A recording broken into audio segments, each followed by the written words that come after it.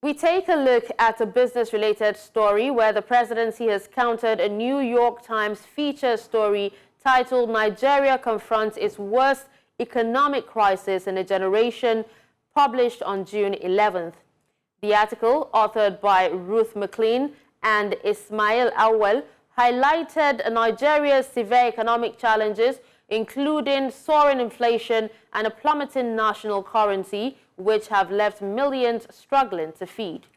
In a statement on Sunday, the special advisor to the president on information and strategy, Bayo Onanuga, criticized the feature as the typical predetermined, reductionist, derogatory and denigrating way foreign media establishments have reported on African countries for several decades. Onanuga stated that President Bola Tinubu inherited a dead economy and is committed to resolving the nation's economic crisis. He emphasized that the dire situation Tinubu encountered necessitated his policy decisions in May and June 2023, including ending the fuel subsidy regime and unifying the multiple exchange rates.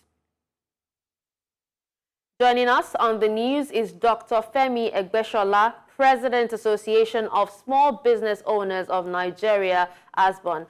Good afternoon, sir. Thank you so much for joining us at this time. Good afternoon, and thank you for having me.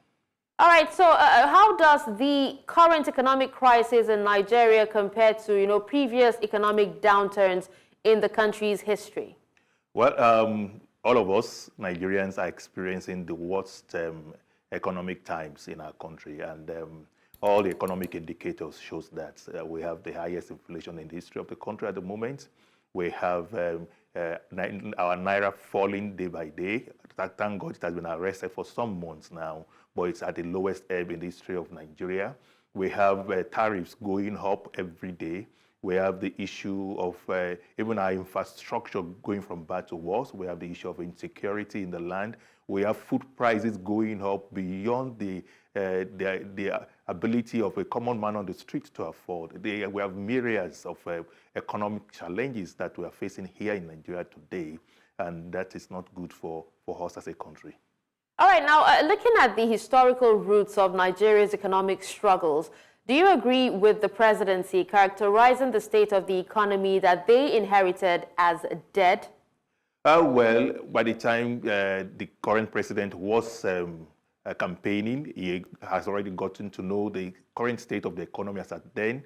And one of his campaign promises was to rejig the economy.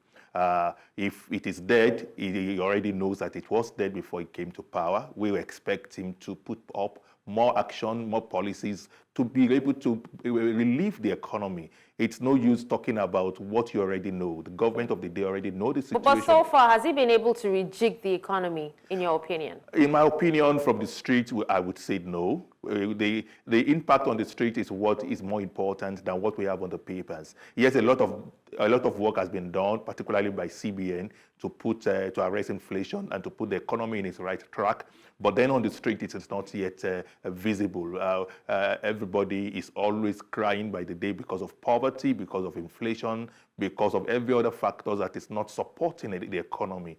So to us, we have not really seen anything good when it comes to rejigging the economy. But I'm happy that the government did react the way they reacted. It's good for us to protect our image as a country, particularly to the international community. We should be mindful of the fact that international investors who also want to come to the country, and the news they read about the country is also important for their decision making. So it's good for us to make a good face to the international community. But truth be told, in the country, the economy is indeed in crisis. Okay. Now, we were talking about, the economy earlier, and you talked about, how some of these policies have not yet been visible, on the street. Now, what is your expert's opinion on the policies, as a policy decision that the president made in May and June, and even after that, to address, that's May and June 2023, and even after that, to address the economic crisis?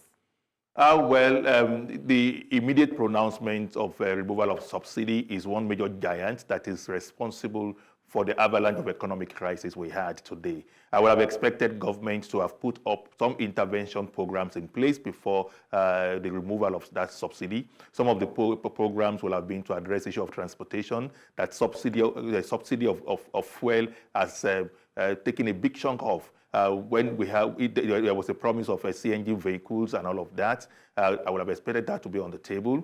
We would have expected that the issue of power would have been resolved to a greater extent, because most manufacturers particularly depend on electricity, and going down to alternative form of electricity in terms of diesel and all of that with a very high cost also would drive inflation at the end of the day, and it would also drive many of the organizations to fold up because of unprofitability. So at the moment now, we expect government to begin to look at how to bring more technocrats on the table, more stakeholders on the table, to look at how we can address this economic crisis together and find a workable solution.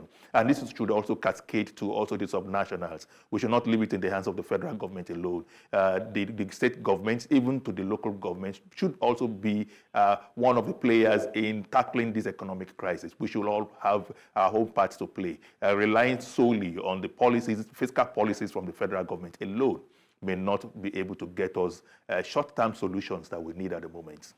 All right, now let's talk about long-term solutions now. Now, in balancing, economic growth with social welfare and also poverty reduction, what innovative solutions and strategies can Nigeria implement to diversify its economy? That's in your expert's opinion. Well, first, I will look forward to see government liberalizing exports. At the moment, a lot of noise is on promoting exports.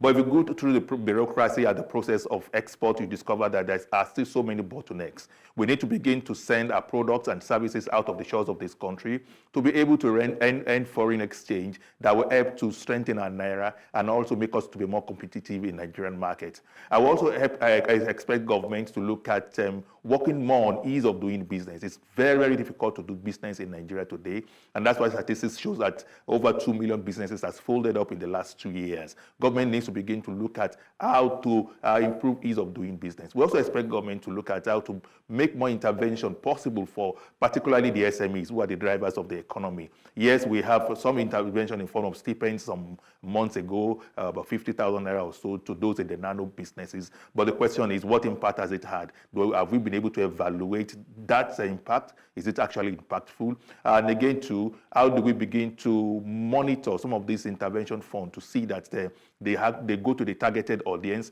and they have the right impact? I also expect government to begin to look at how to sustain the multinationals that we already have in the country. They play a major factor. They contribute a lot to our GDP, and at the same time, they come with a lot of technology that is being transferred to the locals. And many of our SMEs are also in their value chain. If we see them exiting the country, it's time for government to begin to look at how to support these multinationals, how to begin to engage with them more meaningfully so that they can continue to grow and thrive and continue to also contribute to our economy.